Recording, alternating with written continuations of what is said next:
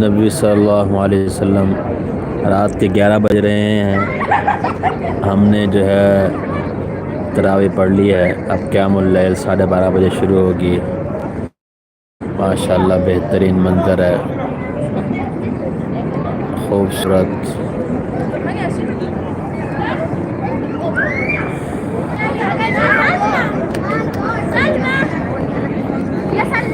Police वालों की हाज़िरी हो रही है। ड्यूटी चेंज कर रहे हैं पुलिस वाले, तो यहाँ पर हाज़िरी लगवाते हैं और उसके बाद ड्यूटी वगैरह चेंज हो जाती है। यहाँ से चले जाते हैं अपनी अपनी ड्यूटियों पर। रोज़ाना यहाँ पर इस वक्त 11 बजे इनकी ड्यूटी चेंज होती है।